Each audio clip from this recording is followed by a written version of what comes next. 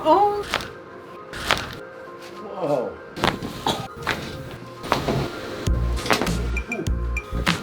Oh! Building on that. Come on up.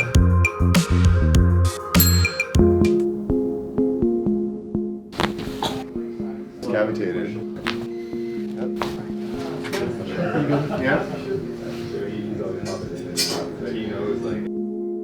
Oh! Oh my God! I was on the phone! Did they go through? This was a one.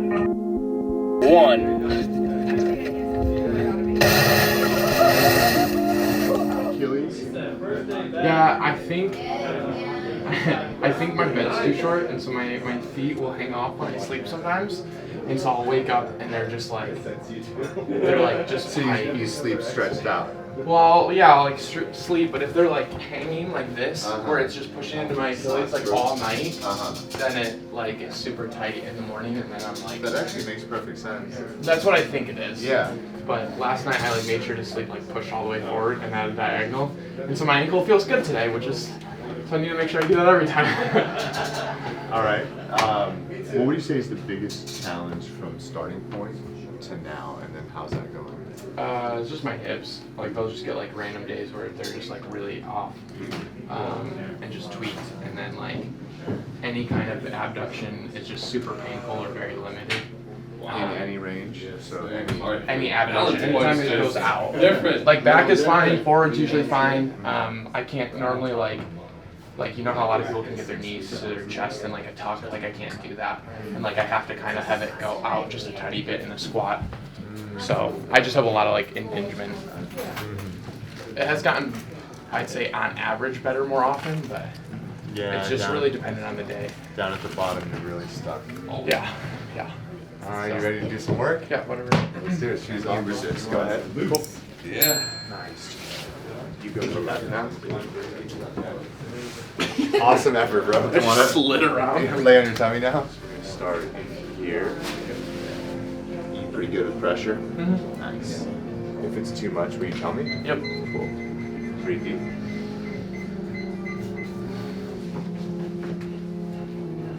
I'm sure you've had this worked on a few times.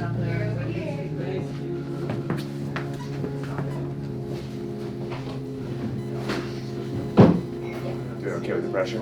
Yep.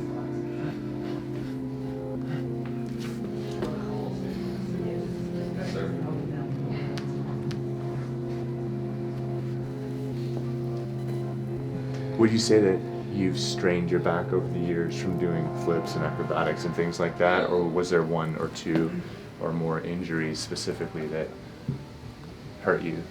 To be honest, my back's been relatively healthy. There's been very minimal issues with it. Sometimes my ribs have gone out of place. And then it's like thoracic twisting is like really stuck or limited or just painful. But for the most part, like my low back, which I know is like a big weak point for a lot of like gymnasts, like my knees and my back have usually been fairly healthy. It's like my hips and ankles that get kind of are the weaker points for me. What really made you come in and seek out that help and that care? Like, because you obviously take good, great care of yourself. We are all super athletic and like we just move a lot, and so they talked very highly of this place, and I'd been looking for somewhere to go after like an intense bit of traveling, or like if my body does get really out of whack, to just kind of keep. Yeah, tune-up. Yeah. Absolutely. Pretty good pain tolerance. Try those Oh, out. You're really strong because we gotta be super exact, so push it through ideas. Nice. Let it go. And then this one here, pull it again. Nice. That's heavy bales, bouncing back. I had a fun one yesterday, but I've very rarely like done one where I hurt myself. Yeah. I've got some that look scary, but I was like relatively fine. Nice. Should breathe in deep, Jake. Now. Shoulders loose.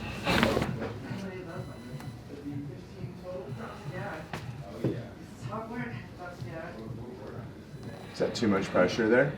No.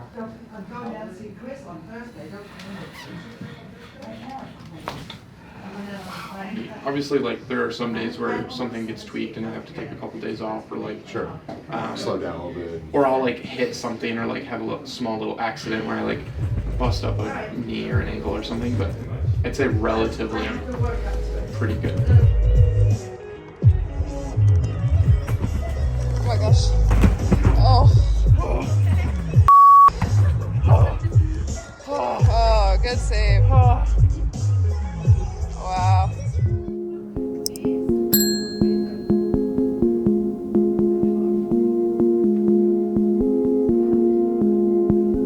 Welcome back, Richmond.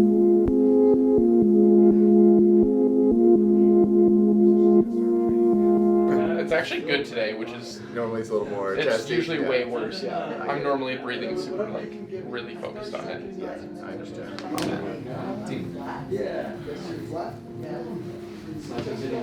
It's just taking it to the next level. Bring this up here. Let it go. Just, I'm 10 minutes away, man.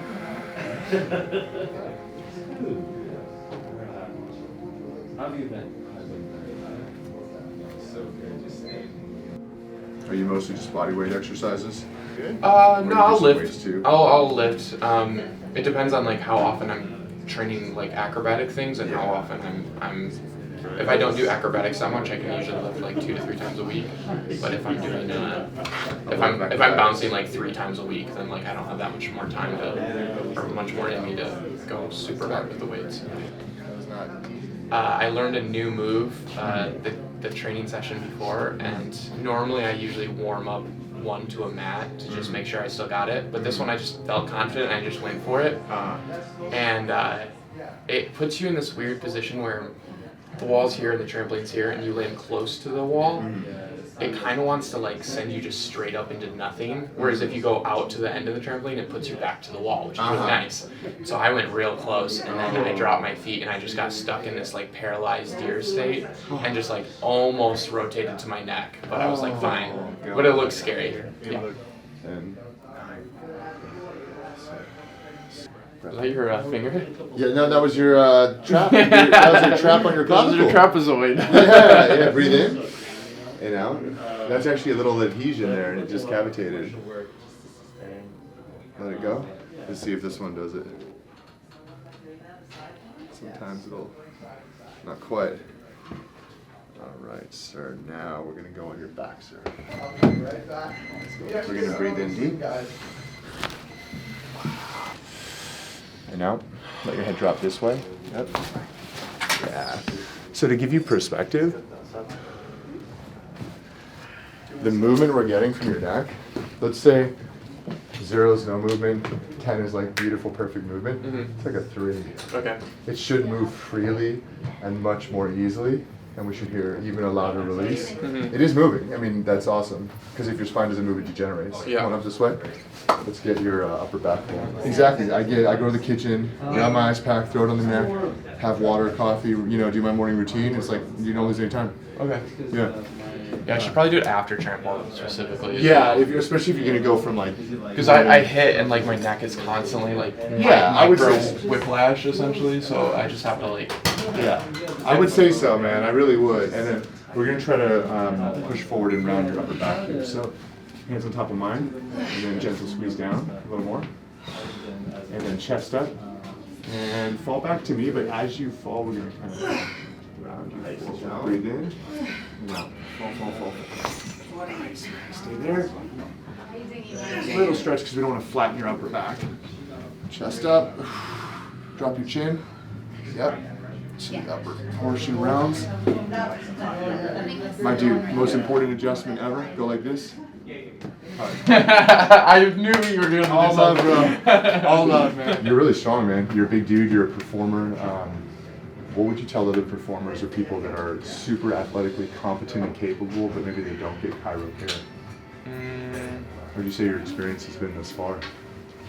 I feel like it just keeps me from getting like, to use your 0 to 10, like if I'm normally when I'm performing, if I'm like trying to be in like a 7 to 10 range, and then I just keep overtraining or keep pushing it really hard, I'll drop into like a 5 and then a 4, and then if something bad happens, now I'm injured, I'm at a 0, and I have to like really take time to recover.